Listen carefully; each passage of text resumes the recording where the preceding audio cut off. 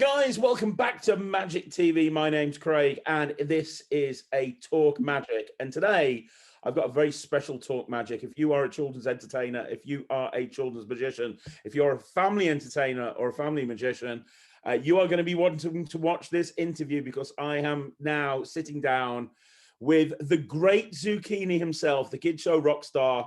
Hey Eric, how are you doing, man? Are you all right? I'm doing great, Craig. Thanks for having me, man. Thank you for being on the channel. I know you're a busy guy. Hell do I know you're a busy guy. You are the man when it comes to kids entertainment for sort of 2 to 7 year olds over in the East Coast. Like, you're the man, and I know you're the man. And the reason I know this is because, and to tell everyone our history, when I was doing the Wizard product review with David Penn, I reviewed one of your old DVDs that you brought out like 10 years ago. And I was like, I don't get it. I don't get it. I don't get it. And people just jumped to your defense. Like, everyone was like, oh, you don't know Eric. He is the man. Everyone was saying it. People I massively respect. I hadn't heard about you. And they were like, oh, no, this guy's the man. He's the king of kids' parties in the States. I was like, man. So when I started my own channel, I did that little honest trailer thing as a joke. And I love the fact that everybody jumped to your defense. Everyone was like, leave him alone. He's brilliant. He's awesome. Like, it's only a joke. And it showed me the type of person that you were, that you then messaged me and went, oh, yeah, I saw the thing. It's hilarious. It was great. You know, it was funny. So I wanted to get you on the channel because everybody loves you. Like, everybody has people that I've known for years that are big in the game. Everybody says you are the #1 children's entertainer in the whole of the East Coast. So that's very cool. Yeah, no, I mean, I appreciate it, and I still love it, Craig. I've been doing this for 27, 28 years now. I know you've probably been in business longer, because you said you've been doing it your whole life. But yeah, I just started, and I just still like it, man. Still like it. I turned 50, so still enjoying it. Still enjoying the kids. I meet some interesting parents. I see build some great relationships. I mean, I was in a house one time where there were 3 kids in there, and I was at their, one was 5, one was their brother was 10, and the other brother was 15. And I've been at all of their 5-year-old parties in the same house. So it's so it's cool. You meet, you gain some relationships, parents feel like they know you. And I love it, man. I love it. So enjoy it. Let's start at the beginning. How did you become a kids entertainer? Was this because and we'll talk about this in a bit, but you told me you're not necessarily a technician. You consider yourself more of an entertainer than a magician. And we'll talk about that. But so most people, they kind of get into magic and then that transcends into kids entertainment. Yeah, I'm glad you find it. I'm glad you said that too, because when I put out the DVD, first of all, like I knew that the technicians and the guys that were like phenomenal sleight of hand artists and things like that, like I knew Craig, like I knew when I released it that they were gonna like be like, there's no magic in it. There's no magic in it. Like what is that? There's nothing groundbreaking. And I just I was aiming for the person that maybe just didn't know anything about entertaining 3, 4, 5-year-olds, which is sort of my 3, 4, 5, 6, 7-year-olds. And my philosophy is just always been that you can be a great magician, but not know the first thing about entertaining a 3-year-old. And that's what I was trying to teach people, because I've seen some great magicians. I mean, guys that like blow me away, and I'm like, man, that's a great trick. But if they try to do that same trick for maybe a 3 or 4-year-old, might just go, they might just not be ready for it. So I was just trying to say, this is the age that I target. If you're going in blind and just don't know the first thing about preschool, it's going to garden, this DVD's free. But I knew, man, I knew that the technicians and the Vegas guys and guys, I knew there were going to be some people that didn't understand what I was doing. But I used to be a preschool teacher for about for years before I started this. And then I worked at Discovery Zone, which is it's this kids place in the DC area where you're a party host. And at the time you got paid like $2 an hour, and you got paid like $2 an hour, but you host a party and you get tips from the parents depending on like how good of a party host you were. So Craig, I'd do anything to entertain the kids. Like I would fall over chairs, and this is before I knew what I was going to do, with my life. So you'd fall over chairs. I'd walk out of the room with cake on my face, anything to make the kids laugh. And then one day, I just realized that like the manager said that all the parents that are calling in trying to book parties at this place, Discovery Zone, this kids place, they're requesting you to host their party. So I was starting to get requests from parents directly at this big party place that I was working at. And so I was working at preschool during the week, and then I was hosting parties on the weekends. And then it just dawned on me. I was like, wow. I was like, never really been requested to do anything before that. So I was like, oh, this is pretty cool. Parents want me to do their kids' party, and they were checking my schedules. They were like, when is Eric working? And then it just dawned on me one day, and I didn't even know children's entertainment was a business at that time. And it just hit me, and I was like, maybe I can do this on my own. So I put my first ad out when we still had like the yellow pages, and and that's actually a funny story right there. So my name is the Great Zucchini, right? That's the name that my dad came up with. So I put my name in yellow pages and said I'm going to go to Great Zucchini. So I looked at my placement when the book came out, and I was in there with all the strippers and all the. I was in there with all the strippers, and I had to call the yellow pages. I was like, yeah, I'm not an adult entertainer, just children's entertainer. So I was like, so that was my first foray into advertising. Then I went into one of those parenting magazines around, and I put an ad out, and I was looking at all the other ads, and a lot of them were saying, I perform for kids that are 3 to 100, just a huge range. And my first thought was that it doesn't really target anything, so it doesn't really give the parents any use to just say I perform for anybody and everything. And I get that, and a lot of people can do that, but I wanted to target market a little bit more. My thing is like, like Sesame Street. They don't worry about the 6 and 7-year-olds or the 8 and 9-year-olds, because they know that once the 3 or 4-year-olds grow out of their show, there's going to be new 2 and 3-year-olds that are going to be watching their show. Same thing with the Wiggles. They were selling out concerts for 3 and 4, 5-year-olds, but they're not going to worry about the 10 or 11-year-olds that used to see them when they're 3 and 4, because there's already new 3 and 4-year-olds. So I knew that my show was going to be targeted for very young kids. So when I started out, I said, the best entertainer for 3 or for preschoolers, for kindergartners, for young kids. And then I was getting the lead calls in because people were like, hey, my kid's 4, my kid's 5, and this and that. And then I started, that's when I started building my name a little bit, as I started going, and that's when it kind of took off for me. That's brilliant. So have you got a background in marketing? Because you have built up, and it's fair to say you've built up a massive brand. Like, you have had the career over the last 20 odd years that most family entertainers and kids entertainers would dream of. Like, you've regularly performed at the White House, I'm correct in saying that, which is amazing. And you've done so much, and you're so in demand.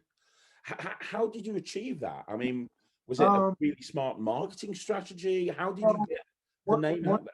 One of the things I was that I started doing is I started getting a lot of public venues too, like where like I was doing shows at theaters and places, like a lot of, I'm sure there's a lot of entertainers in the UK that do the same thing, but I was starting to get a lot of theaters, and I was starting to get a lot of public shows, and they were starting to put my name up on the the marquee, like I was doing like the DC Improv, and I was doing different venues that normally children's entertainers don't perform in, because I was getting, big crowds there. And so I was starting to do these, and then all of a sudden, some of the papers started coming to me, like the Washington Post, and different things started coming to me. And then the main thing I was doing was during my show itself, I was I was just taking time to get to know people, which I think was a big thing too. Like I would always leave 15, 20 minutes after my party to talk to the parents, to shoot the breeze, because I like to, I wanted to get to know them. And a lot of times people don't know the first thing about their children's entertainers, So I just said, they'd ask me for, if I want to have a piece of pizza. I said, sure. And I wouldn't really talk about the show. I'd talk about the beach or or the playoffs or the football team. Like I would try to humanize myself and just show that I'm just a real person like everybody else. And that's what I was, that's what I was pretty much doing. And then, even today, mom that used to bring her kids to my show 10 years ago, she needed advice on something for her kids that were like in eighth or ninth grade now, and she needed some advice. So she emailed me, said, "Hey, Great Zucchini, you got any advice for what I could do for my ninth grader?" And emailed her back and stuff. So there's like a lot of, just I wanted to just give the sense that people, know me and stuff. So that was important to me. And you have built up this massive brand, but one of the things that you've done is you don't have like an outlandish costume, like Yeah, super colorful costume. Now, I don't know because I'm not based in the States, but yeah, I watch a lot of films that are based in the States. yeah, And every time you see a family booking a kid's entertainer, it's yeah, a clown turning up at a house, yeah, full on clown gear. yeah. You're Yeah. not, you're So the polar opposite. yeah, that's kind of when you talk to other entertainers, it's yeah, that's kind of one of the things that is kind of polarizing with a lot of them, is that you know they were, a lot of the children's entertainers were, I think, almost offended. Some of them, not all. I mean, I'm friends with a lot of them too, and they get it, but there's some that were a little taken back, but that I wouldn't wear a costume and things like that. But I have no problem, with the costumes that anybody wears. I'm a big fan of some of the traditionalists that wear.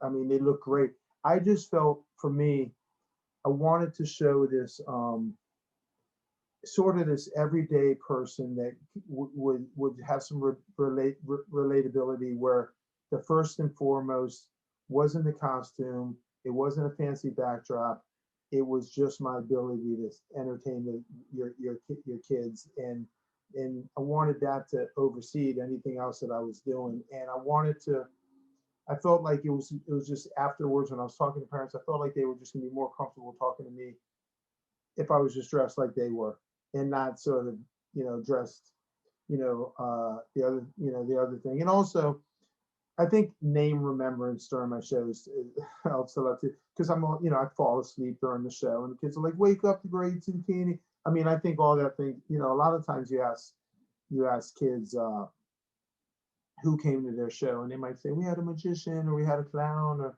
something," but they might not remember the person's name. They always remember my name because they say it so much during the show. Like, I'm always falling asleep, and I'm falling asleep, or I'm like, wave your hands around, say, "Great Zucchini, what, this and that," or and things like that. And I've tried to teach that in some of the tapes too, because I think it's important, just to not necessarily for that, just because you want to give the sense to the kids that they know you also, and if they're saying your name, and vice versa. I try to learn as many kids' names as when I'm at the party as possible. It's not as tough as people would think. I walk in, kids watch me set up. I'm like, "Hey, what's your name?" And during the show, Craig, when I call them up for a helper, I'll be like, "Hey, Frank, come on up here, man. I need your help with something." Or, "Hey, Teddy, come on up here. We need your help with something." And those little things, man, they just, I don't know, they just matter, I think. That's really great. And there's an argument to say, because you're not dressed like a clown and you're not dressed like really out there, the kids find it more funny when crazy stuff happens, because when they see somebody turn up like a clown, they expect them to act like a clown. But if somebody turns up in like jeans and a t-shirt, and then all of this crazy mad stuff happens, it's almost like they're not expecting it, you know? It's and and then you know, when they sit it down, and now luckily now when I go, it's I mean, I had a parent one time, I'll never forget this. I was actually wearing an Oxford shirt in one of my shows. I don't know, maybe it was the only clean shirt in my hamper, but I actually had a nice button-down shirt. I'm doing a show. It's at a little theater, and a mom comes up to me after the show, and she goes, "Great Zucchini, what happened to the T-shirt? I missed the T-shirt." And she's obviously pulling my leg and joshing with me a little bit, but it was kind of funny in a way. She's like, she knew I used to wear a T-shirt. She's like, "What's with the dress up look, man? Come on." that's great. That's Yeah. So, that's right. And your parties are very high energy, aren't they? Everyone I've spoken to, they've described your character as like very high energy, like all over the place. Have you found that, you know, you just said you turned 50. Have you found that over time you've had to dial that back a bit, or have you, you know, you maintain that level, or? yeah, I mean, like no, I mean, you know, it's I feel like the, you know, energy still stays pretty high, but you know, one of the things I've really implemented in my show is to and I've been doing this for years now, but I don't know if it's anything I really discussed in the DVD or not. I can't remember, but one of the things that I try to do is the kids are funny themselves. Like if you remember, you know, sometimes you see those, you know, certain interview shows where they're interviewing kids and kids say the darndest things, or you know, something like that. Kids are pretty funny. So one of the things I do is when they're helping me out, I'm not like, you know, just stand here and you know, stand here, hold this wand, okay, go sit back down again. Like I'm asking them questions. I'm like, hey, what do you want to be when you grow up? Like I'm letting them talk to you. Oh yeah, well, what's great about? I mean, I had a kid the other day told me he wants to be a secret agent. He was like 4. He goes, I want to be a secret agent. And then I was just talking to him about being a secret agent in front of the audience, and just his answers were just funny in themselves. So I like to try to let the kids shine, you know, as well, because you know, sometimes I feel like sometimes that, you know, entertainers can sometimes make the mistake of trying to rush them back down and rush them down. And sometimes you just have a conversation with them in front of your audience. That can be pretty strong. Well, it just shows that kids love you, because if they feel confidence enough to open up to you in front of an audience, Yeah. that speaks volumes about what they think about you, because it's very easy for a kid to just say there and stand there and not say anything, you know. So Yeah. Well, and you know, and one of the things, great. I didn't mean to cut you off actually. One of the things that I just before I forget to is that when kids sometimes we all get this too. I'm sure you've had moms will call you up and say, "I just want to warn you, my child is very shy. Just want to warn you that child is shy." And so I use that as a teaching moment too for the parent too, and I say, do me a favor and don't mention to the child ahead of time, like week leading up to the show. Don't say, hey, are you going to go help out the Great Zucchini? Are you going to step up there? Are you going to help them out? Because that'll just give them anxiety if they have to picture something that they may already be nervous about with the shy kid. I said, just let me do what I do, and you'll be shocked because you know I have the shyest kids rolling on up to help me out, and you know, and because I just do it in a, you know, I just do it in a sort of you know, disarming sort of welcoming way, and so that, you know, I tell the parents, I say, don't bring that up with them. Let me just you just have the show, and I'll handle it from there. So that's great. That really is. With regards to your show, Eric, you've openly said over and over again that entertainment is more important than magic. You'd rather kids be super entertained. So, like, is there magic throughout your show? Would you Yeah. call it a magic show, or is it like an entertainment show and there's magic in there? And how do you select the tricks that you put in the show? Well, yeah. So it's funny, and it's actually a line I even use with the parents. So like sometimes I'll go to a show and they'll be like, hey, somebody will tell the kids, hey, the Great Zucchini is about to start their magic show, and I'll even look at the mom myself, Craig, and I'll be like, magic's kind of a strong word for what I do. Like I'll joke with the parent about that, but there's a lot of magic tricks in my show. But the thing is, it's only magic tricks to what a preschooler would think is magic. If another performer sees my show, they're not going to think it's a magic show. No way. They're like another performer, such as yourself, or such people that are the performers. They're not going to see the magic. But when you look closely, you'll see their magic tricks, but they're just magic tricks in the eyes of a 4-year-old. Like for instance, if you use a mouth coil for a 4-year-old, like we all know how mouth coils work, but to a 4-year-old, that's pretty magical when you just tear up a piece of tissue paper and you're taking out a 12-foot streamer out of your mouth.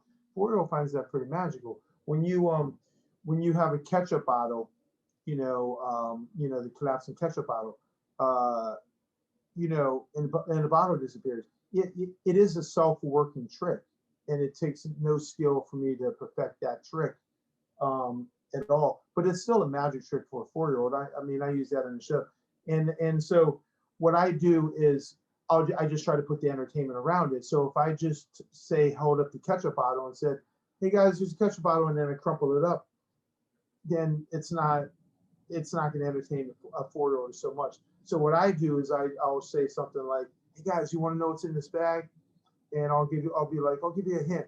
Nobody's ever going to guess this, and I'll be like, it rhymes with wetchup, and of course they're all going to yell out ketchup, and I'll be like, I'll take out the ketchup bottle, and they'll yell out ketchup, and I'll be like, I was supposed to say that, guys. Let me say it, and I'll put it back in the bag, and then I'll take out the ketchup, and then right when I take it out, they're like ketchup. I'm like, guys, I was supposed to say that, and I put it back in the bag. So I try to put a little fun stuff around the actual trick, but the trick in itself, it's still a magic trick. The only difference is it's a very self-working trick and takes no skill to master that trick. That's what the difference is, I think. But it may not take skill to master the trick, but you put a lot of time and effort into perfecting the presentation.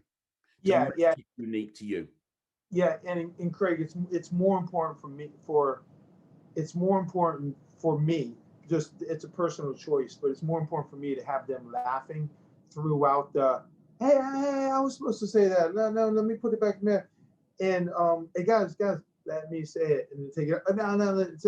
No, it's more important for me to get them laughing with any trick than the actual final product of the magic actually happening. So, so for instance, like if I'm just doing a mouth coil and I'm taking out the mouth coil streamer, and you know from being a performer, just taking it out is not going to get the laugh that being surprised myself that it's coming out. So I try to look at the show as if I'm surprised that things are happening as they are. So if I'm like, taking out a mouth coil and I'm just like, hey, and I'm taking it out and it stops, and then I'm taking it out again. So my facial expressions, say the same. So, so that's what I try to do. So that the laughing along with the stuff is just more important. So like the 12-foot straw that comes out of the bag, or something like that. So I'll, if I just say, what's in here? What? And I'm looking in the back, and then all of a sudden the 12-foot straw comes out of my bag. Now that's a magic trick, but it's a magic trick to, a young kid. Like another performer is not gonna, another performer is not gonna be like, that's some groundbreaking magic tricks right there. Like that's not. But I look at it as what's magic in their eyes, and that's what I've always tried to do. So but I think that element of surprise, that you're as surprised as the kids, I think that's so important, because kids are brought up from a young age to think that adults have the answer to everything. They know if they've got a question, they ask an adult, they ask a teacher, and you're there saying you're a magician, you're the Great Zucchini. So you're like an adult with superpowers. And then suddenly when things start going wrong, and you're as surprised as they are, it's kind of like that Fantasia moment, isn't it, from Mickey Mouse, where it's funny because you've said you're going to do something and now it's chaos. Oh yeah, and one example of that is just like I'll tell a child, like I'll use a sheet or something, and I'll say I'm gonna make them disappear. Like a kid wants, I'll say who wants to disappear, and I'll make them disappear.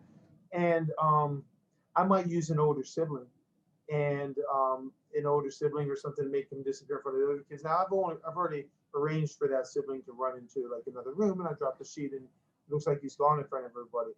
But the fun part for them, well, they like that part also, but the fun part of them is the first 3 or 4 times I drop the sheet, he's still standing there, and I do a double take, like, you know, I'm just like, I drop the sheet, I'm like, thank you very much that he's gone, you know, and you know, I look at him, remember this 4-year-old's watching me, so I'm just like, they're thrilled that that I pretend like I'm bewildered that he's still standing there, and I'm like, we didn't waver magic words, and I'm drop the sheet. I'm like, thank you. Hey, you know what I'm saying? That sort of thing. So, and then by the 3rd time, he's already run into the other room. Then I get an older sibling involved, and you know, of course, all the adults know that it's not really a magic trick that he ran, but to my audience, looks like he disappeared. You know, so a couple times I've actually done it. I've done it where I've done I'll do it at a sometimes I'll do big like theater shows, Craig, and I'll have maybe I'll have a princess there with I know some people party companies like such as that you own, and I'll say, hey, I got 400 people coming to this theater, can I use one of your princesses for the show, and I'll pay her to make an appearance. And one of the things I'll do at the show is I'll tell a little kid there that I'm going to turn them into Elsa or like Rapunzel or somebody, the thing. And I will actually take a 4-year-old, I'll hold the sheet up. The 4-year-old has run behind the curtain because I've whispered in the ear. The 4-year-old's run behind the curtain. I drop the sheet, and this big glamorous princess is standing there because I've told the whole audience I'm going to turn this 4-year-old into Elsa. And so Elsa's there, and then I talk to him like, Catherine, I can't believe you turned into Elsa. That's amazing. Then I turn it back. I'm like, guys, we got to turn her back. And I'll drop the sheet, and they've already switched places again. So, right. That's real magic right there. That is real magic. To a 4-year-old, that's the most magic. That's what I've always just tried to tell people. It's not. I know that if somebody like sees my DVD or something and they want to see some groundbreaking type of technical magic, it's not. I just wanted them to look at the age I was performing for. Like I make no mistake, like I would never do my show for like a 12-year-old or something like that. It's literally for a particular age group, and that's all I perform for. But from a marketing point of view, having a niche is so important. Rather than being a jack of all trades, they know that the Great Zucchini, if you've got a 5-year-old, that's who you want to book. If you've got a 4, 5, 6-year-old, that's what you want. And then it's fun too. Like I'll have like when they outgrow my show, there's already new kids coming up. And I'll tell you a funny story real quick. I was doing a preschool at there was maybe 100 preschoolers there, and the mom told me this afterwards. But there's about 100 preschoolers, and we're having a great time and blah blah blah. And this 11-year-old child is sitting with her mom. He used to come to my shows when he was little, and the mom told me that during the show she whispered to him. She said, "Mom, he used to be so funny," and the mom was like, "No, honey, he's so funny, but you were 5 when you were at the shows."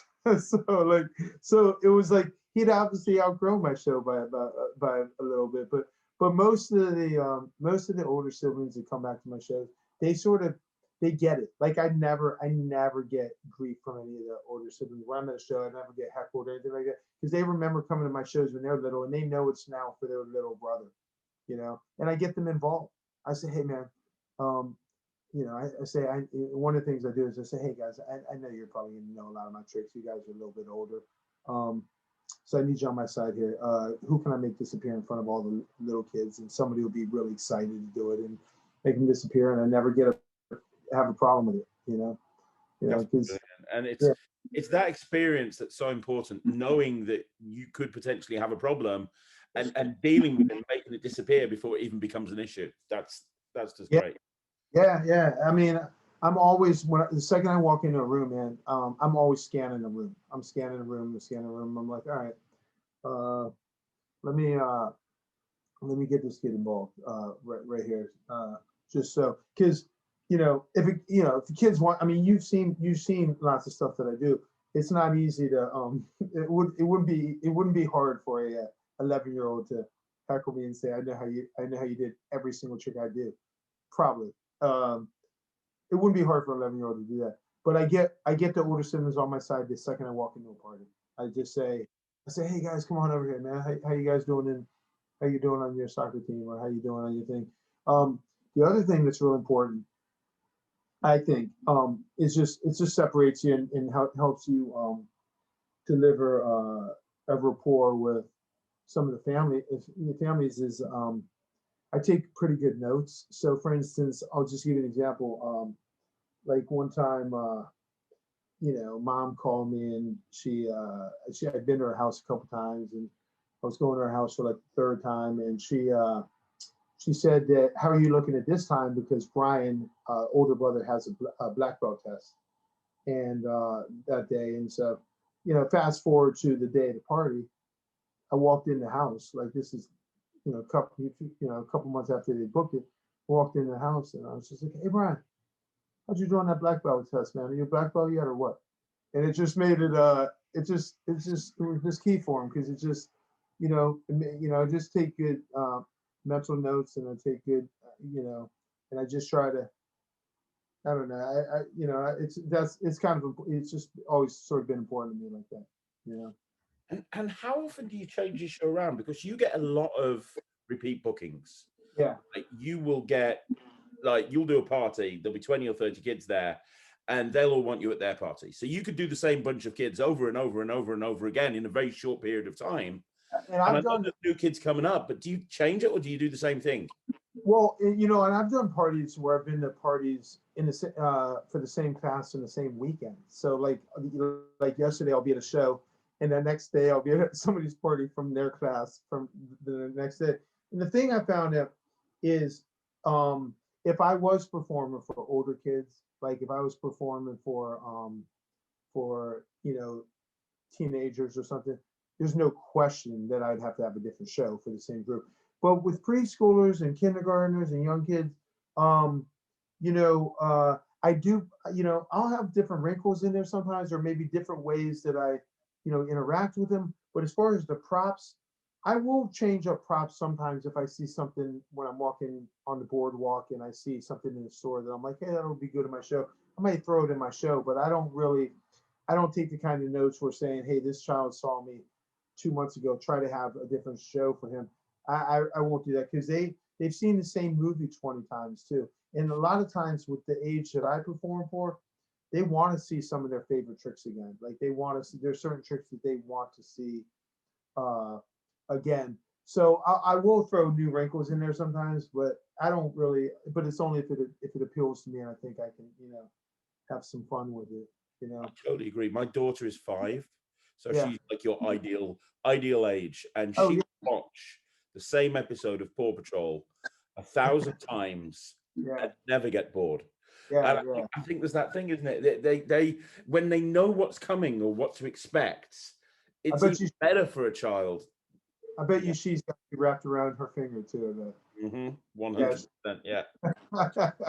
I had a dad tell me at a party one time. He's got 4 daughters. This was recently. He said he had four daughters, and he was trying to convince his wife to try for number 5 and try for a boy. Now she's pregnant with twin daughters.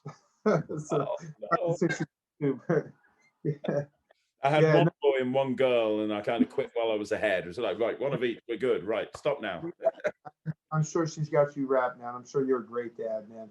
Do your Does she, because you're her dad though, does will she get into your tricks or something, or do you always have to bring in another entertainer from somewhere else because they're her dad? She's well, because I've got the company, she's been brought up around entertainers. Like, she hangs out at the office and entertainers are coming in all the time, so she'll say to me like, oh, I want this entertainer, I want that entertainer. So she's never actually wanted me to do it. It's always somebody else that she's met. So it's her birthday in March, and Yeah, we're doing virtual parties, and I know we'll talk about that in a bit. And she's already said, oh, I want Catherine for my birthday, because she watches a lot of the virtual parties, so she knows exactly what she wants, and it's yeah. never me, unfortunately.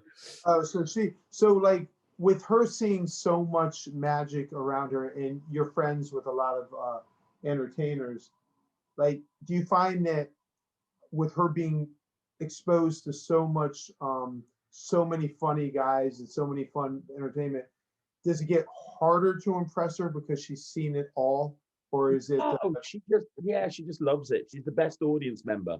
If Yeah, you ever, we've got there's a theme park near where we are called Drayton Manor, and we've got the contract for it, so we do like 400 shows a year there. And because it's like literally 20 minutes down the road, yeah, we'll go there a lot of the time throughout the year. We'll go there and we'll just go. We do shows there every night from 6 to 8. yeah, And we'll just go up there, and we'll put the kids there to watch the show. And whenever there's an entertainer on, and Thea, my daughter, walks in, they're like, oh, perfect, she's going to be the best. She's just there, and she's clapping and cheering, and she knows the tricks, but she doesn't care. She just loves it. yeah. And no, that's me. Wait, do you get? I always wonder about guys that own big companies like yourself, because you've got like a huge enterprise there. Does like with me, I only have myself to be responsible for. I mean, I'm always on time to parties. I'm always on time. I don't miss parties. But do you, when you have so many people working for you, do you ever get anxiety that one person could be late or just blow off a party and then it comes back on you? Does that? Yeah, I mean, I used to stress about it a lot. It's never happened, thankfully, for a couple of different reasons. One Ever is good once, not once. uh, not once, not once. Oh, And the reason is I've been very selective of the people that I hire. yeah, So an example is, there's a guy that works with us called Roman, and about 6 months ago, he was on the way to a gig in Manchester, and he was about 10 minutes away, and he was on a dual carriageway, and his car broke down, smoke everywhere. Party started in about half an hour. So he rang up the office, and he's like, he rang me up, and he's like, party starts in half an hour. I'm broken down on the side of the road. I was like, oh my gosh, I'll see if I can get someone else there. He said, don't worry, I've got it. He he dumped the car on the side of the road. He flagged down a car off the dual carriageway, yeah, and hitchhiked. He said, look, I've got a party 10 minutes down the road. I can't not be there. right, Give me a lift. And he got this guy to dump his stuff in the car with him, yeah, PA system, lights, blah, blah, drive him to the venue, and he just left his car. He just locked his car up and left it. And he rang me on the way, and he said, I've left the car. I'm like, is it going to be okay? He said, well, what's somebody going to do? Drive off with it? It doesn't drive. And he went and did the thing. And so we've never, I'm surrounded by a lot of people that are awesome, and we have an ops manager in the company. So I don't have a lot to do with the operations of the company. yeah. So she You're like the does god. all You're the like the godfather of it all. Though. she does all the stressing for me. So, but hand on heart, we've never let a person down. So Yeah, we've come close a few times when people yeah, have been broken down or whatever, and we've had to get another person there, but we've never let a person down. So yeah. Oh, that's good. Yeah. No, yeah. I've been lucky, man. As far as like, I guess maybe you found the same thing, Craig. But because I'm around kids so much, my immune system is like is solid. So like, I don't even get colds very often. Like, I rarely get sick.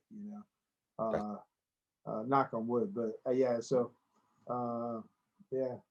But we have if that was to happen, I mean, it doesn't happen. But if it was, I have a, I mean, there's a network of entertainers around here that you could call somebody and be like, hey man, I'm laying in bed with the flu. I need you to go out and do a party. But it's just so rare that would ever happen. exactly. Yeah. And how did what would you say, if you don't mind me asking, is the biggest gig that you've done in your career? Because you've done a lot of big stuff. What would you say and is the biggest thing that you've done, and how did that come about? Let's see. Biggest one. I've done I've done let's see. Well, I've done the White House, a few times That's huge. under under the Obama administration, and did a couple times under the Bush administration, and then I've done the vice president's house. Now, uh, do you mean as far as crowd size or Just crowd? the highest profile, just like a Yeah, so I've been to so like probably White House, Vice President's house. Been to probably 11 of the embassies around. I was pretty psyched about the DC Improv, the Avalon Theater is pretty big because they see a huge amount. The DC Improv has never. They usually do stand-up comedians from. They've had everybody from anybody on that stage. Like the biggest stand-up comedians in the world have been DC Improv, and I was pretty psyched to be on it because I was the only children's entertainer they've ever had on that stage. So I'm a big fan of stand-up comedy. So just to be on that stage and to realize that like Chris Rock had been on that stage, like I was kind of pinching myself to be on that stage. So I was pretty psyched about that. I've done some shows. There's a place called Jam and Java, which is like my second home in Vienna, Virginia, which I love that place. Love the staff. I've done some great stuff there. The owners are phenomenal. So I've done a lot. I did a lot of the festivals where there'll be 1,100 people or something in front of the stage or something, or 500 people. So yeah, so it's done a lot of stuff, man. But I'm telling you though, like I love just being in somebody's living room too, man. Like just talking to the parents, man, is just phenomenal. Like just getting to know people. One time I was just in a house and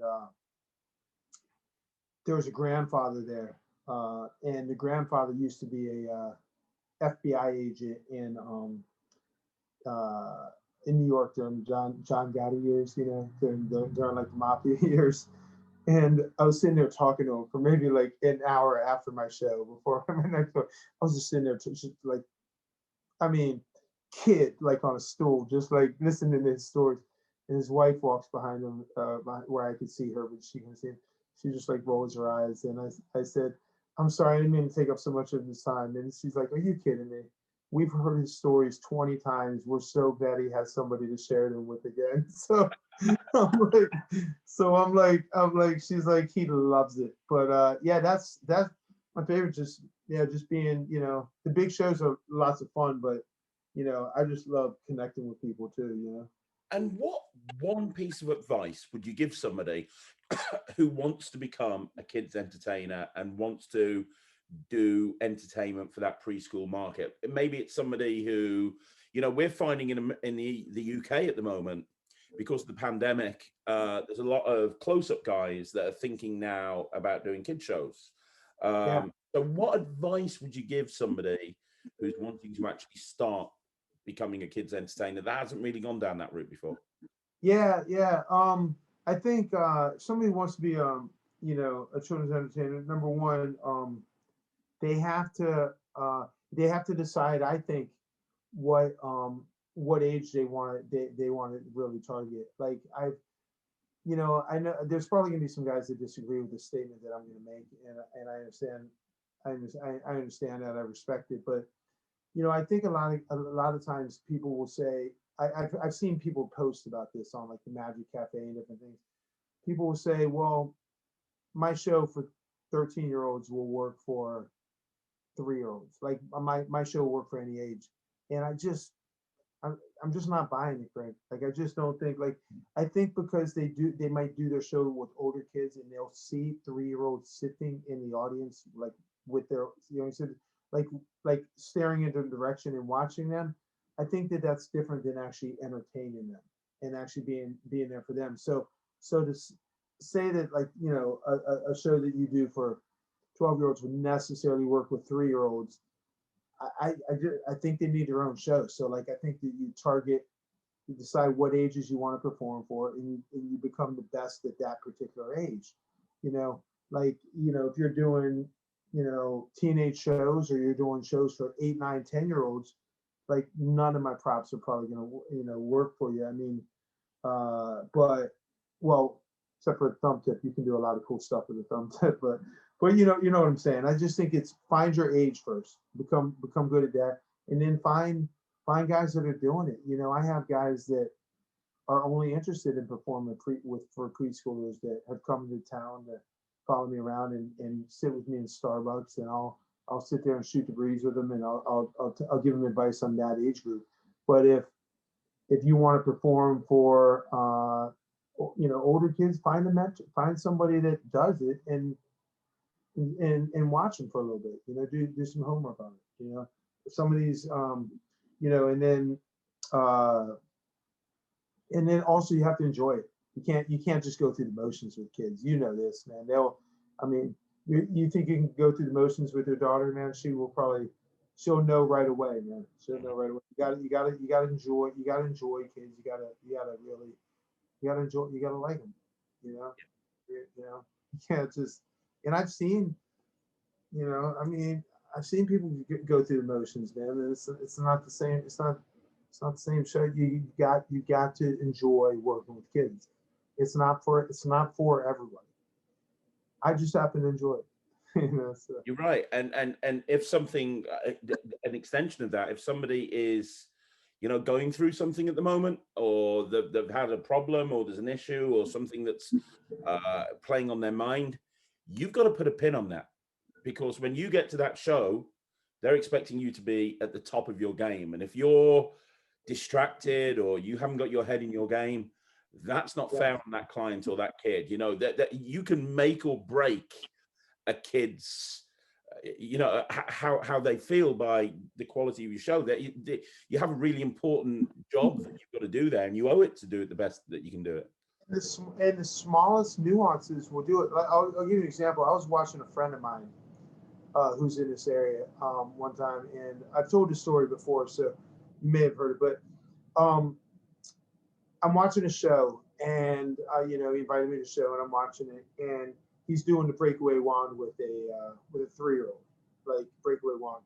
And so with just the smallest little nuances can change in the psychology of what you're doing. So for instance, the breakaway wand breaks into kids' hands, and this magician turns to the 3-year-old, who the 3-year-old previously was having a great time, was very jovial and having fun. Turns to the 3-year-old after the wand breaks in his hand and says, "You broke my wand. You're a bad man." Says that to the 3-year-old. He says, "You're a bad man." He says, "You're a bad man." And I'm sitting there watching, and I'm like, and I usually, you know, I've always had this thing. I'll never, you know, if I watch another performance, like, you know, I just don't. I'm just not the type of person. I don't want to critique somebody else's performances. But he was a friend of mine, so this time I actually had to say something, and I said, you know, won't say his name, but I said to him, I pulled him aside afterwards, and I said, you know, your show was good. I put it very diplomatically. I said, I live in a political city right now, so very very political. So I said, your show was good. However, the breakaway wand part, I said, next time, try blaming the wand and not the kid. And he started doing that, and Craig, it's like night and day. So that's what I'll do. So there's just little things like that. So for instance, if I use a breakaway wand and it breaks, I take the wand from the kid and say, "Excuse me a second. Excuse me. Bad wand. I can't believe you're not cooperating with us. Sorry about that. Try it again." And it breaks in his hand. Now the kid's cracking up because he and I are on the same side to try to get this wand to cooperate. So I take it again, and I'm like, "What? He's not listening again? Excuse me one second. Hey, I said you need to straighten up." And I give him back to the wand. So start talking to wand. So there's just little things like that I, a 12-year or a 13-year-old might understand some sarcasm, like but a 3-year-old is not, Yeah. not going to 4-year-old. So That's brilliant. That really yeah, is. And it is those little touches that make the world of difference. And a lot of that comes from experience. And it just comes from doing it over and over and over and over and over again. And, the amount of stuff that I've put in my show, a kid said something, and I'm like, that's brilliant. I want to put that in my show next time. You get some of your best lines from the kids, don't you? definitely that. And sometimes you ever just look away from them and be like, hold on, let me write that down for the next show. Like you pretend like you're writing down or something, right? That's right, exactly. You just, uh, yeah, it's just sometimes in the kids are just they're funny themselves, especially the young kids. Like I mean, the 3 and 4-year-olds, like they're just hysterical. So like, or the 5-year-olds or 6-year-olds, and they're just that's a funny age group in itself. So I try to let them shine as much as possible. You know, I mean, I've had a time where like you call a kid up and they'll just come up and then start like they'll be talking up a storm and talking up a storm, and then I'll say, hold on guys, let me grab a chair real quick, and I'll pull up a chair and I'll let them go for a minute, and the parents will have a good time. And I think it'll also say a lot about any performer that you're okay with letting the kid have a spotlight and not it always being on you. And I think that says a lot about your performance if you can somehow do that a little bit. I totally agree with you. Yeah. Now, So, changing things up a little bit, we are filming this at the beginning of January 2021. And for the last few months, the world has been a bit different. I know that things are bad in America. In the UK, we've just gone into a third lockdown, yeah. national lockdown. Kids are at home. We can't go anywhere. We can't do anything. And the kids' entertainment industry has kind of been split between those kids' entertainers that want to stay at home and wait it all out, kind of like the equivalent of hiding in a bunker during a hurricane, and those kids' entertainers that are putting themselves out there doing Zoom shows, which is the kind of equivalent of somebody putting on some clothes and saying, "Damn the hurricane, I'm going to go out anyway." Where are you at with that? Are you doing Zoom show? Because the reason I ask you this is your style. I'm doing Zoom shows, a lot of them, Yeah. and I don't want to say I'm hiding behind the magic, but Yeah. because I know a lot of magic, I can make it really visual, and I'm Yeah. making it entertaining and interactive as well. But I'm really leaning heavily on the magic more than I would do in a normal kids show. But your style, you've just said to me, it's not about the magic, it's about the entertainment, it's about the interaction with the kids. Yeah. No, it translates well, Craig. Like I mean, I didn't know if it would at first when I started, but I started doing it, and because there's a lot of physical comedy in my show, and there's a lot of slapstick, and I keep them involved. At one point, I even play hide and go seek with them on Zoom. So I'm like during the show, I'm like, hey guys, by the way, like I'll break it up a little bit. So I'll do some silly stuff, do some magic, I'll do some stuff, and then I'll turn on some music, we'll play a little freeze dance. Then I'll say, when the music stops, everybody's got to find a hiding spot in the room they're in right now. And I'm gonna find everybody. And you'll see like 25-year-olds, like 4-year-olds zip off the screen. And I'm putting my face up the screen, and then I'm like, all right, guys, we can't find anybody. Come on back down. Come on back down. And the other thing I do with Zoom is I always tell, if it's a birthday party, for instance, I'll tell a mom to text me a few things about her child during the before the show. So, wants to be an astronaut, or got really good at swimming this year, or something like that, because they're sending out the Zoom invites to relatives and their friends from school, and they have like 30, 40 people that have zoomed in for the party. So I'll be like, hey, I'll be like, I'll be like, guys, Ashley's such a good artist. She's a really good artist. And speaking of art, I got something right here. Or I'll be like, Ashley's really, she loves horseback riding, and that, or say her favorite animal is a panda. And that's how I'm about to turn this handkerchief into a panda for Ashley. And of course, what I'll do is I'll have like let's see if I have, so I'll have like, let's see here. Hold on, Craig. I'm just gonna say, so I'll have like, Craig, I'm just, we can edit this part, right? Yeah. No problem. Yeah, all right, cool. So I'll just be like, let me just show you one thing real quick. So I'll just say, so I might say something like, I might say something like, you know, Ashley's favorite, her favorite animal is a panda bear. But and I'm gonna turn this handkerchief into a panda bear. You guys ready? Everybody wave your hands around, and I'll take a handkerchief like this, and I'll say, "Come on, guys, turn it into a panda bear." And I'll just do it like this, and I'll just say, "You ready, guys? Here we go." And I'll be like, "A panda bear, a duck. What's a duck we doing right there?" Or something like that. So I'll, you know, no matter what animal they say, I'm gonna turn it in. And I'll be like, "We got a duck. I can't believe that." And then I'll try it again, and then I'll say, "All right, guys, let's try it again." And I'll say, "Turn it into a panda bear," and I'll put it right here, and then I'll be like, "Here it is, guys. I never mess up twice in a row." And I'll be like, "Oh, a unicorn, a unicorn. That unicorn always got 3 legs too. A unicorn." So I'll do some little stuff like that where I involve the child or something like that, but a lot of it's around the entertainment. For instance, I'll say, "You guys want to know what I was for Halloween?" And of course, I can't hear them because they're all on mute. And I'll be like, "I was, Rapunzel, or I was Elsa. So I'm going to turn this handkerchief into Elsa for Halloween." And, of course, I'll turn it in there. And then I'll say, "Are you guys ready? Everybody wave your hands around, guys." And I'll be like, "Look, Elsa got an egg. Who turned it into an egg?" Or something like that. Now, see, this comes back to my point earlier, Craig. Now, we all know that this is going in a hole in the back, right? But to a 4-year-old, a handkerchief just turned into an egg. So Yeah. when people say, "Is it a magic show?" It's a magic show, but it's just a magic show in the eyes of a 3-year-old. You know what I'm saying? Yeah. So that's So it's so good to hear that you're doing Zoom shows though, and that your style translates. We found over in the UK that initially when we started doing virtual shows, yeah, it was trying to convince people it was a good idea. great idea. People at the beginning were like, "What? My kid's not going to enjoy sitting there on Zoom." It's less of an issue now that they've become more accepted. Did you find that over in the States as well?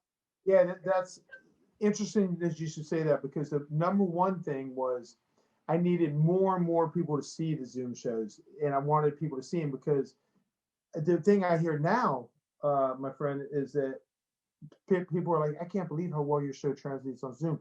But at first, it occurs to them to go to the point that you just made, which, man, my kid Zooms all day for school. How much fun can my kid really have at a Zoom birthday party? So our job is to change the narratives, because there was a lot of parents that, whose kids have, loved my in-person shows, but they might not have called for a Zoom party unless they see how much their kids can have fun.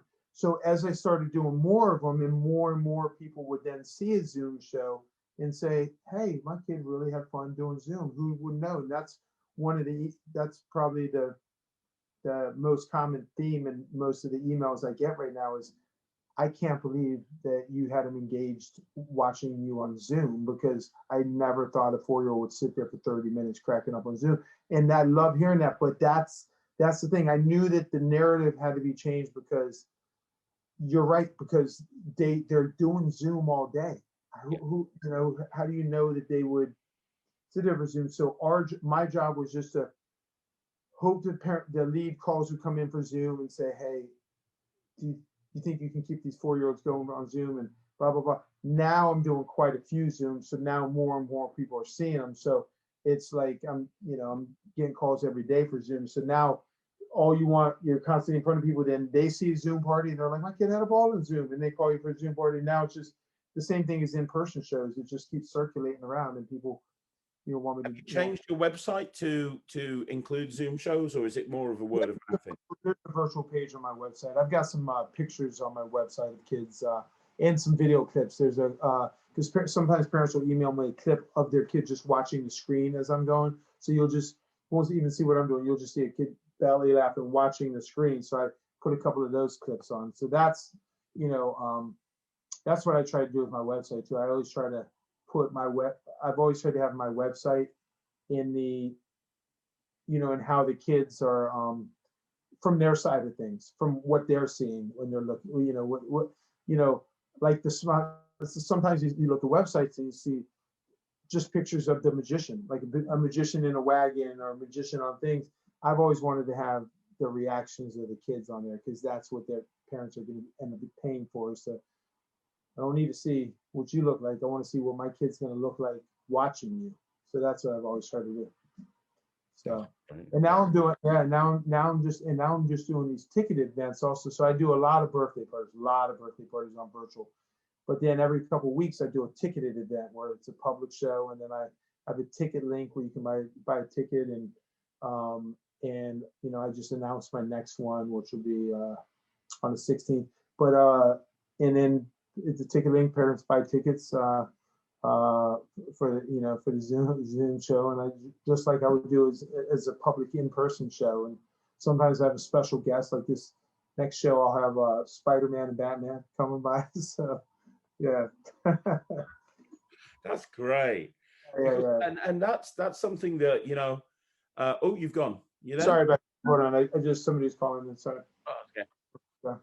I was just saying, and that's great because there's that's something that it's kind of like looking at a situation and saying, what does this make possible? You wouldn't be able to do ticketed events every couple of weeks without Zoom. But the fact that we're now doing everything virtually, it's taking advantage of that platform and then saying, well, what can I do with this? How can I? And you're introducing yourself via Zoom to a whole bunch of people that might not have seen you before. Yeah. So when things go back to normal, you've got an entire new tribe that are following you. Yeah. Well, interesting enough, I didn't know that. I really didn't know the demand for like as kids are sitting inside. The thing that I was wondering about before I started doing this, Craig, is that see, I actually do quite a few ticket events like in person. Like I'll be at theater here, and then somebody will say the Great Zucchini is going to be $7-8 for a ticket at this event. So I'll do quite a few in person. What I didn't know about Zoom was because there's so much. Here's what I didn't know about Zoom. It's like the kids are watching so much screen time at home, being home all day anyways. And there's so much free content on YouTube. There's cartoons, there's things like that. There's there's movies that parents can put on a movie for them. There's things. I didn't know whether I was gonna, say I'm doing my show, it's gonna be $15 a ticket, and I'm doing it on Zoom. I didn't know if that would work because there's so many TV options and computer options at the house right now. But luckily, I mean, luckily it's been doing well so far, which is I'm pretty excited about. So I think and it's fun. Yeah, what's that? That narrative, isn't it? I think that as long as people understand why you're different to YouTube or the Disney Channel or anything like that, and how I describe it when people call us is, I'll say, imagine your child is watching their favorite TV show, and then all of a sudden, the character in that TV show starts speaking directly to them and interacting with them and pointing out stuff that they're doing. Yeah, that's now. That's awesome. No, that's really cool.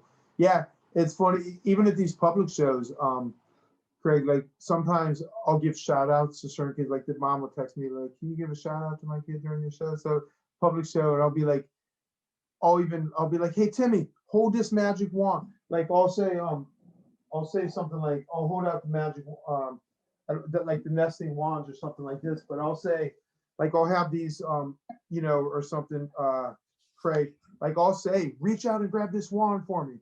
Reach out and grab this wand." And you'll see the child grab this wand. "Thanks, buddy." And no, Timmy, I only need one wand. Don't give me that wand. And I'll toss that wand aside, and then I'll be like, "Hold this wand for me." And then I'll have another wand. I'll be like, "Timmy, no, I don't need another wand. I'll throw this over here." And I'll actually use volunteers as you would normally in a normal show sometimes. And I think it's really important, especially if it's a birthday party Zoom, to try and interact with the birthday child as much as possible. Like, one thing that I do in my show is there's a trick that's gone wrong for whatever reason. And I'll turn around and say, you know what the problem is? The problem is, normally when I do this thing, I have somebody standing next to me and they hold a magic wand and they wave it around. But you're there, I'm here. You can't come to me. I can't pass my wand to you, but I've got an idea. You might not realize this, but when it's someone's birthday, they have more magic inside them than any other day of the year, which means that you are the most magical person in the whole wide world. And if anyone can fix this, you can. So what I want you to do right now, Eric, I want you to run around as quickly as you can, find the biggest TV remote control that you can find, bring it back to the screen and hold it up so I can see it. Yeah. Can I see that one? Oh, that's amazing. That's great. That is a brilliant TV control. Now I want you to wave that round. And that's going to be a magic wand. Because you've got that birthday magic in you, that's going to make the trick work. And, I love it. And that's what I've been doing. And then that went on to me taking to the ringing the birthday kid's mom a week before and saying, look, I'm going to do this thing where I'm going to get a remote control. But if you can buy that kid a magic wand and not tell them about it and hold on to it, I'm going to try and magic a magic wand into your house during the next bit. So now, instead of saying a remote control, I say, let's see if we can actually make some magic work. I can't pass you my magic wand, but let's see if I can make one appear. Boom. And now this magic wand that they've never seen in their house before just appears in front of them. That's awesome. So you incorporate the parents in making that happen too. I love that. That's perfect. That's perfect. Yeah. That's a great idea. That's a great idea. I have this thing with a remote control. I do this. I haven't done this in my virtuals yet, but I do this for my in-person show sometimes, where I'd hand a kid an actual remote control I take from my house and take it in an in-person show. And I'm like, do me a favor, don't press that button or you're going to change the channel. Press that button, or like, I'm like, don't press that button or you're just going to pause the entire show. And he'll press that button and I'll be like, pause it, here, unpause that button. And he'll unpause it and I'll be like, all right, so anyway, don't touch that button again. He'll of course he'll put you, okay, stop. You don't pause the show. So. Oh man, that takes me back. I used to do a 2-person show with a guy called Russell, and we bought this giant remote control, and we had this whole 10-minute routine out where I was trying to do this trick, and he kept pausing me and then rewind me, and I'd be like, and then forward me, and then mute me, and I'd be like, and the whole routine for 10 minutes was him just messing with me, standing to the side.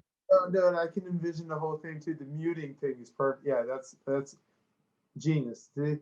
Yeah, no, I bet we have. I bet there's some things we do that are pretty similar. I bet, and the remote control too. If you ever find one, if you ever see one of those giant remote controls again, though, email me. Let me know. I'd like to buy one. Absolutely, absolutely. And I think that's it. You know, I do a lot of magic. I love magic. I've been doing magic since I was 18 years old, but the reason and you talked about my company, the reason I called the company Nonstop Kids Entertainment and not Nonstop Kids Magic. Yeah. For me, it's more important that the kids are entertained. Yeah. I'd rather have them leaving a party going, that was really entertaining than that was really magical. Because at the end of the day, that's what it's all about. No, like I said, I have a couple friends in this area in DC, a couple performers that are big fans of yours. They were like, I mentioned, I said, I'm doing Craig Petty's show and podcast, and they were like, oh, no kidding, I love his stuff. So they were people out here, man. Were fans of a lot of stuff you did. So. I know I had a fan somewhere. It's good to know. I had one somewhere. That's good. So here's the big question for you, Eric. Yeah. What next? You've had, and I ask this to everybody I interview, and because I'm interviewing like the best of the best in their field, it's a really important question because you have done so much in your career. You know, you've had the career that most people would dream of. You've done the big gigs, you've done the White House, you've done the vice president, you've lectured all over the world. You've come over to Blackpool, which is every magician's dream. You know, it's a magician's dream. I've never lectured at Blackpool. It's a magician's dream to lecture at Blackpool. You've done that. You've done so much, and you know, you've adapted to this whole Zoom situation, and you're going out and smashing that. Yeah. What's Oh, that? sorry. I'm sorry, Craig. I didn't mean to cut you off. No, don't. No, I was just saying, you brought up that point. I gotta tell you, like, it's not it's not, but it's not a convention I would normally go to on my own, just because of the type of stuff that people do there is probably the stuff it's just not stuff that I do. Phenomenal stuff. So I would never go there on my own. However, when they called me, believe me, I knew what an honor that was to be asked by them. So I was going to go. It's not something I would go to as a fan, just because a lot of the magicians are unbelievable magicians and stuff. But the lectures, I knew that those particular lectures wouldn't be anything that I would necessarily need for my particular show. So it's not something I probably would have gone on my own. But when they called, Craig, I knew what an honor it was. And I was like, because I knew, I mean, you'd have to be from a different planet to not know how big Blackpool was in the world of magicians out there, you know? Yeah. It's a massive honor. It really is. is. Yeah. Yeah, it was fun, man. Oh, I'm sorry I missed you, man. That was we could have hung out a little bit when I was there, man. I dropped off the radar for a bit. So when you were there, I wasn't kind of even hanging out in the magic community. I'd kind of just focused on running the business. And but it's a shame. I would have liked to have gone. And yeah. Well, and are you going? Now, obviously they won't do it this year, I'm sure, but they'll probably do it again next year, I guess. Yeah. In fact, I recently had an interview with Ross Stevens, who kind of basically co-runs the Blackpool convention. And super guy, nice guy. Yeah, and he was saying it's not happening in 2021, but they're making 2022 bigger than ever before. So okay, so even in 2002, because 2021, right? They usually do it in like February and stuff. Yeah. Right? So in a year's time, we can hope that things are back to normal enough to be able to have a convention. I reckon we'll probably be okay by then. Yeah, maybe I will go, because now that I went, I sort of met a few people. So even if the lectures wouldn't help me in my particular show, it'd be still cool to kind of hang out with people, and stuff. Exactly. And just I mean, like I said, that bar scene was something I'd never seen in my life before. Like, there was some of the top magicians in the world just sitting there doing card tricks for each other. It was like, it's crazy. The Ruskin is something that you can't describe it. You just have to experience it. You got to experience it at least once. Yeah, no doubt. So, no. But what's next for you then? So you've done all of this stuff. You've done so many different things. What's next? Are you going to get? Let's just assume that the world gets back to normal at some point this year. I mean, this is all. I'm like you. Like, I'm a lifer. Like, I think that, I mean, you've been doing this your whole life, and I'm sure, like, I'll be doing this my whole life. Like, I have no backup plan. So this is there's no plan B for me. I've got a friend called Brad Burton, and he's a motivational speaker, and he says never have a plan B, because if you have a plan B, it means that you don't believe in your plan A. If you can't believe in your plan A, then nobody else is going to believe it either. That's awesome. That's incredible. That's a great way of thinking about things too. Yeah, it reminds me too, because that quote, I'm gonna remember that one, because I love that. That blows me away. Yeah, it reminds me too. Like a friend of mine wanted to get his a book published, and a friend of mine's waiting for a book publisher to publish. He's written a whole bunch of novels. Phenomenal writer, super funny, just great guy. I've known him my whole life, and but he doesn't want to self-publish, because he feels like if he self-publishes, it's telling everybody that he wasn't good enough to be picked up by a publisher. So he's got this thing about self-publishing. And I said, I look at it differently. I said, I look at people that self-publish as saying, hey, you know what?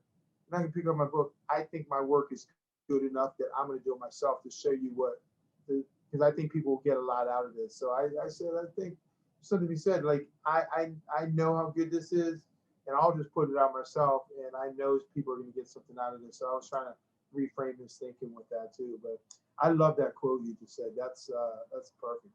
It's my favorite quote. It really is. I love it. Never have a plan B. I've been living that without ever knowing that that quote. So yeah, just yeah, I'm not really good at much. I mean, to be honest with you, I'm not really good at much else. I'd make a terrible mechanic. I feel like it's really the only thing I know how to do, man. You thought about building up a company and kind of going bigger and getting other people to, or would it be too stressful for you? That's what's interesting. Yeah, that's why I asked you earlier. I said, how do you do it? Were you, because I rely on myself, and I know that like I'm always early for everything. Like I'm even in my personal life, I'm the first one there. I'm the first one that when my friends and I get together, they're like, Eric's always there first. Like I'm always going to be first, and I just rely on myself. That's why I was asking you earlier. Does it make you nervous when you have to rely on other people to not mess up? And I think that would make me a little nervous to be like, I hope so and so showed up, and like because it comes back to you, you know. Mm-hmm. Yeah. So yeah, I don't think I'll ever do the big company thing, but I just I'm hoping sometimes I do feel like God put me in a position to do what I do. I feel like it was a God given thing that He did. And I know because I prayed about it. I didn't know what I was going to do with the rest of my life, and I prayed about it. And pretty soon, a week later, I was working with kids and never looked back. And so I just I feel blessed every day to do something I enjoy, man. I really do. Like I just I'm sure you feel the same way too. I can tell by your energy and your sort of character and your charisma, man. You still love what you do too. Oh yeah. Well, you know, it's the old expression, isn't it? If you love what you do, you're never going to work a day in your life. Yes. Yeah. And there's my mom always told me pick what you would do for free and then try to make a living at it. That's great. Yeah. Pick something you would do for free and then try to make a living at it. And pretty soon kind of worked out like that. I was I was making $2 an hour at one time. That was pretty much working for free. So And I think that's the problem. I think that, and I understand why it happens, but I think some people, when they turn professional, whether it be a professional magician or a professional kids entertainer, it becomes less about the magic and it becomes more about building the business and making the money.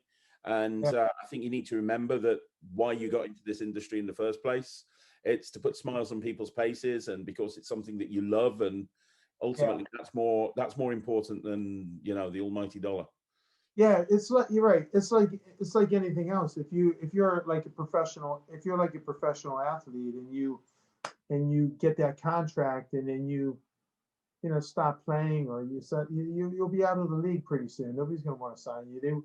Like if you do the work for if you love what you do first and like all the accolades and the money that'll come later. Like you just have you just try to perfect what you do and then just and be the best at what you do and everything else will fall into place. But you're absolutely right. Like you just can't go through the motions. You gotta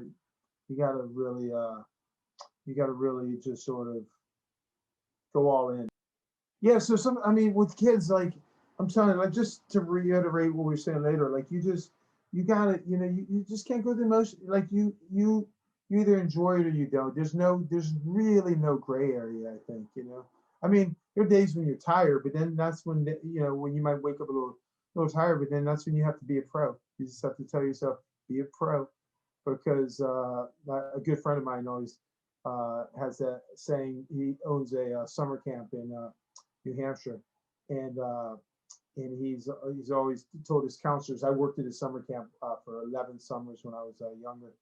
He always says to his counselors, "Be a pro. You may be tired some days, but you be a pro." Like with us, sometimes you're doing your fourth show in a day or fifth show in a day, and those kids are seeing you for the first time that day, and it might be your fourth show that day. So you can't just go through most. I mean, you have to be on all the time. So, that's why I take my downtime seriously too. I'm not one of these guys that goes out to 3 in the morning and then tries to make a 10 o'clock party. I'm watching TV at 11 o'clock at night, and I'm going to sleep or tell my buddies, "You want to get together? Let's get together on Tuesday night, not Friday night." So exactly. And where, before we wrap this whole thing up, where can people find out more about you? Because the thing about, and what I mean by that is you're doing all these Zoom ticketed events. With Zoom, it opens up an international market. So, you know, there's going to be a percentage of people that are watching this that have got kids. Hell, I want my 5-year-old to come and watch one of your shows. So where can we find out about your ticketed events so that we can get tickets? So my ticketed events, you know, I usually Facebook it out. Like I usually put it on Facebook, and I'll say, like, you know, you can join my Facebook, my Facebook page, and I usually put notices out. And then everybody in the neighborhood sort of, you know, or everybody in the metro area has, you know, different neighborhood listservs or things like that. And sometimes people will post it on there and be like, hey, the Great Zucchini's got a neighborhood listserv. As far as for the international thing, I guess I'd never really thought about international until today, until this podcast. But I'll get it on my my website. On my virtual page will have something about my next show. So yeah, it definitely has something. Website, so I can put it down at the bottom. Yeah, what's that? What's your website, so I can put it at the bottom of the screen? thegreatzucchini.com. Thegreatzucchini.com.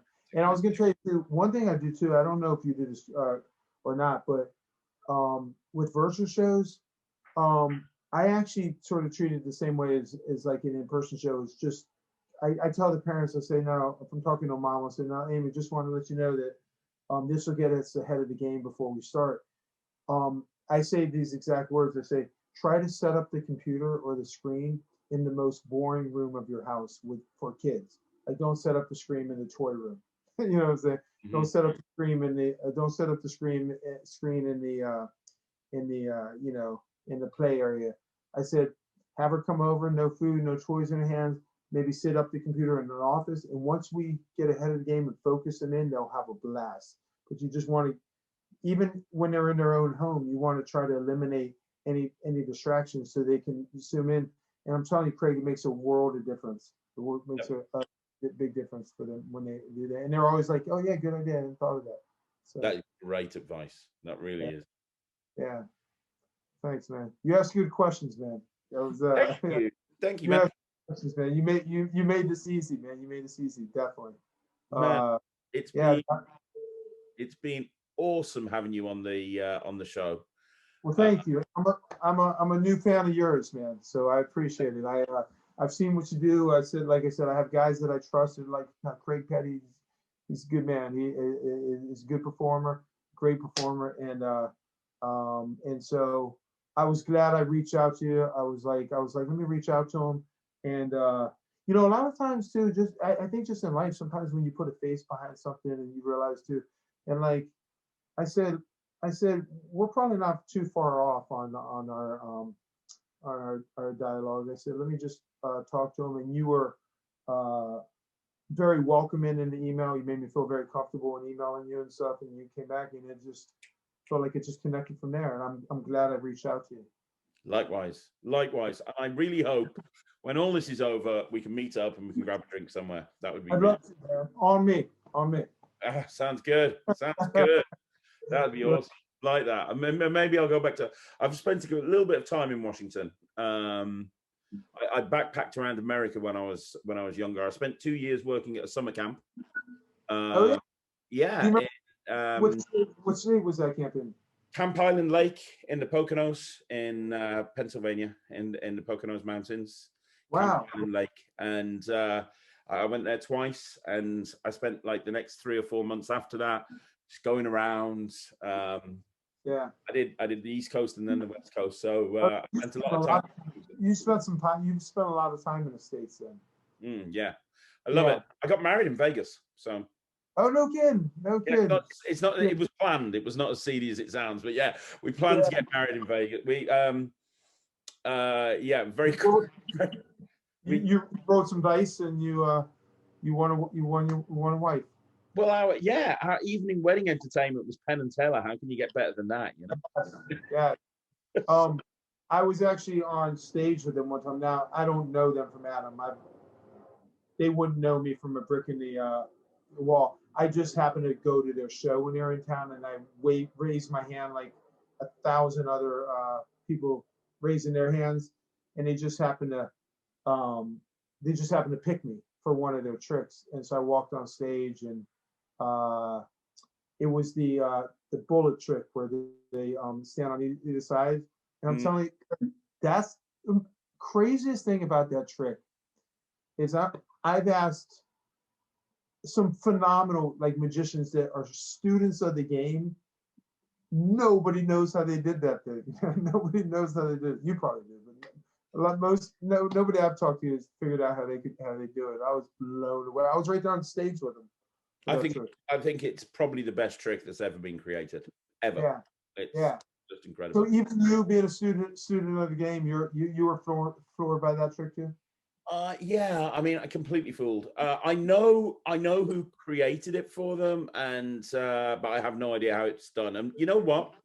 I don't want to know, because the problem with being a magician is that you never get that sense of wonder, because you look at a trick and you have that you either know how it works, or you start analyzing it and coming up with ways of making it work. And I look at them doing that bullet catch, and I literally have no clue. And I don't want to know. I want that sense of wonder, because I don't get it very often. So every time I see them do it, I'm like, that's what's so remarkable, is that, like, you know, there's any card trick that you pull out, like, I'm not going to know how to do it, because I don't understand card tricks, but if you go to a room full of magicians, usually somebody in that room may know the card trick that somebody's throwing out there, and so somebody observing it's probably like, I know that. But not one person I've ever talked to has known how they've done that trick. It's unbelievable, you know. I just, yeah, it really was remarkable. So, but yeah, great show. Yeah, Vegas is fun.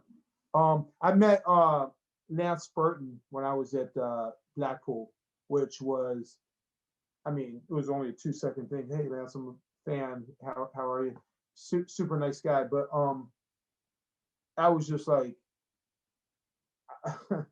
it's like if somebody else was meeting like Madonna. I was like, oh, that's Lance Burton right there. Like, it was like, these are guys you read about and you see on like, or you go to their shows, and I'm like, they're just walking around Blackpool like everybody else was. That's what I found most remarkable about that thing. Like, magicians that you see on stage that most people don't have access to are standing in line with me at the buffet table.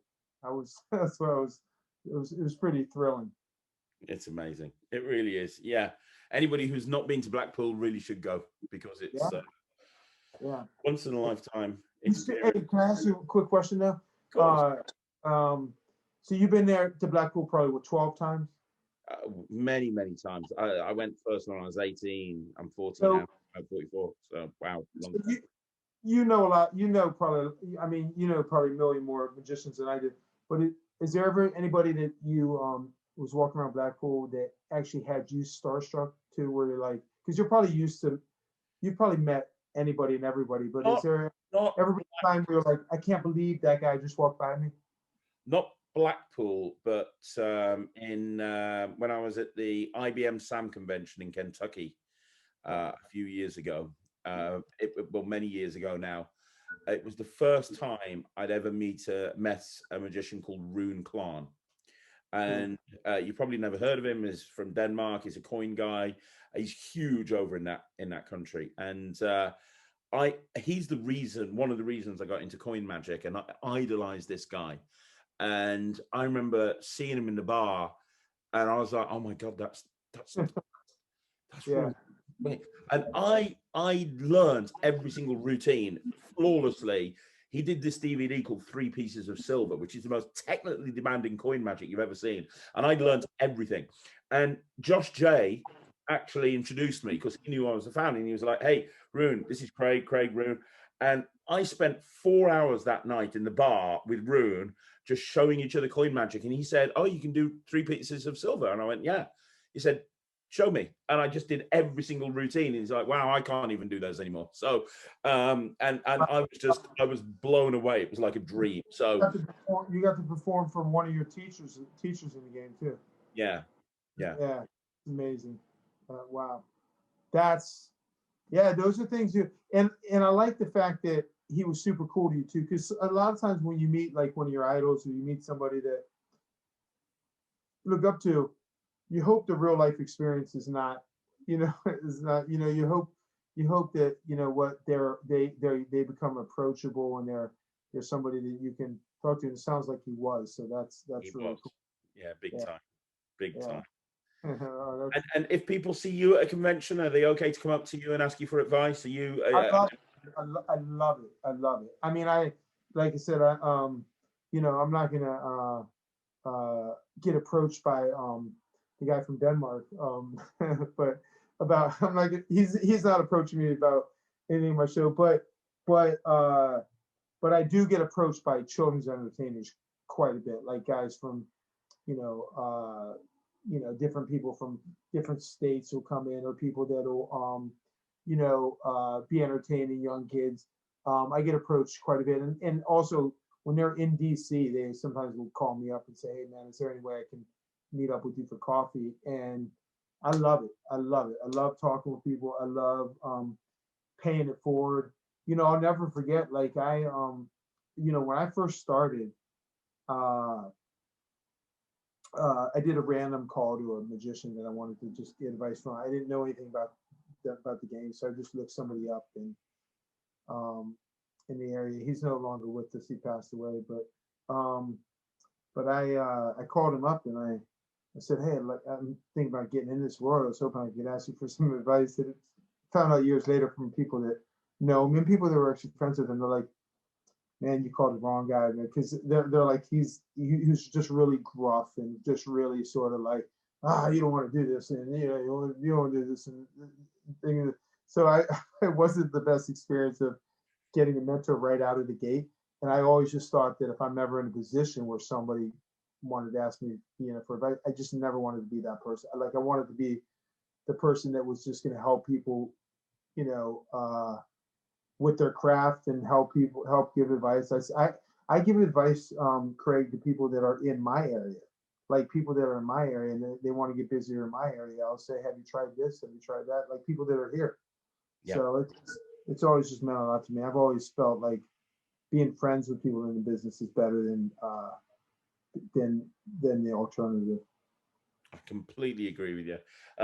It's not competition; it's collaboration that matters. I know so many magicians and kids entertainers that I can speak to and say, "Hey, can you help me with this? Can you help me with that?" And you can't do that unless you're collaborating. That's really good. Yeah, yeah. You never stop learning. I mean, I did a Zoom call with there's always something that can appeal to you. That's in our game. Like I just did just a simple thing. Like I was having a Zoom call with a few local guys the other day, a few local magicians. We're having a Zoom call, and one of them, we happen to be mentioned in his virtual calls, and he said that he does this thing with masks on his virtual calls where he'll take off his mask. Like he'll have a mask on the virtual call and have his mask on, and he'll take it off and put it over there, and then he'll have another mask on already. He'll take it off, and then he's got like another mask on, and he's got like 5 masks. He takes it off, and then he looks at the camera. He's got another mask on, and I just said to him, I was like, I wish I thought of that. I was like, that was perfect. Like there's always something that you're like, that's a good one. I wish I thought of that. That's a good one. So there's certain things that I've always believed in being friends with people, and you know this too. You can suggest people that other people in your shows, and you can recommend friends. And if you're booked up, you can just say, "Hey, call this person," or call that person. I enjoy that. I enjoy seeing people stay busy. I mean, I'm thankful for my livelihood. I want somebody else to have their livelihood. I want somebody else to stay busy, be able to, put food on the table and stuff. Yeah. So if I can have any part in making that happen, that's important to me. You're a good guy. You're a good guy. You really are. No, thanks, man. I've had a blast, man, and I'm looking forward to seeing what you came up. I even tried to put on a clean T-shirt for you, man. I appreciate that. I appreciate that. I'm honored. I really am. I put a kind of clean T-shirt on, so. Yeah, I think Craig gets a clean T-shirt tonight. So. Okay. I love it. Yeah. Eric, one more time, thank you. It's been an honor having the Great Zucchini on the show. And make sure you check out his website if you get a chance to, and you've got kids and you want to go to one of his virtual shows and you can get tickets, you absolutely should. And yeah, if you haven't already done so, subscribe to the channel. I'm going to be back tomorrow with a review show, and then on Thursday with the magic stuff, and then we got stuff going on all week. So I will see you again. One more time, Eric, thank you very much. Great. Thank you for having me, man. And listen, Happy New Year to you, buddy.